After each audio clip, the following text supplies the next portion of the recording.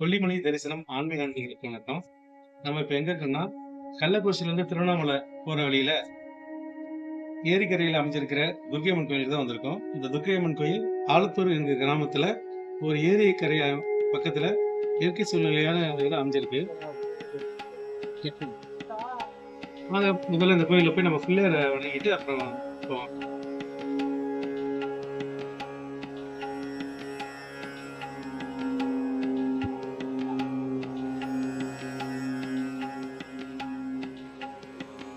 அமைஞ்சிருக்காங்க முருகப்பெருமான் இருக்கு.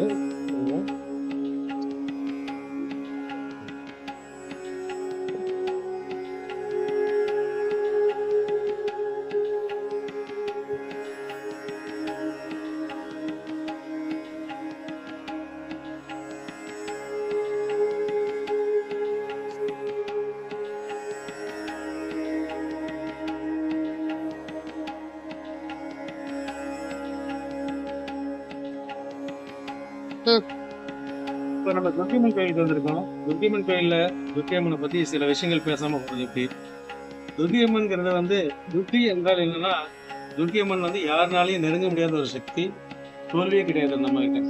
இந்த துர்க்கையம்மன் கிட்ட நீங்க வேண்டுதல் வச்சுக்கும்போது கண்டிப்பா அதுக்கான பலன் இருக்கும். இங்க குறிப்பா குழந்தை இல்லாதவங்க வேண்டிட்டீங்கன்னா கண்டிப்பா குழந்தை பாருங்க கிடைக்கும். கல்யாணம் ஆகாதீங்க, அதே மாதிரி புருஷன் பொண்டாட்டி தெரிஞ்சிருக்கீங்க, எல்லாருமே இந்த கோயில வேண்டிட்டீங்கன்னா உங்களுக்கான பலன்கள் கண்டிப்பா கிடைக்கும். இங்க விசேஷ நாட்கள் என்னன்னு பாத்தீங்கன்னா, செவ்வாய் வெள்ளியில ராகுகால கூட்டம் இருக்கும்.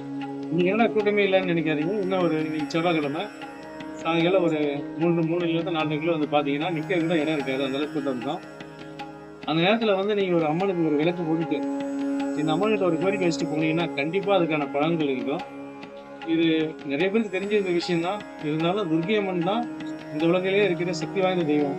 ஏன்னா 3 தேவிகளும் ஒன்று சேர்ந்து உருவான ஒரு உன்னதமான சக்தி. இந்த அம்மனுக்கு நிகரான அம்மன் வேற யாருமே கிடையாது. துர்க்கை அம்மனை வழிபட்டா செல்வம் சேரும், குடும்பத்துல பிரச்சனைகள் தீரும், குழந்தை பாக்கியம்.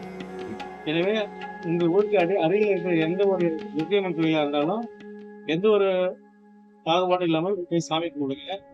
இந்த மாதிரி நான் சில மூட நம்பிக்கைகள்லாம் இருக்கு. மாசமா இருக்கேன், கோயில்களை போகக்கூடாது, வீட்டுல தீட்டு போகக்கூடாது அப்படின்லாம்.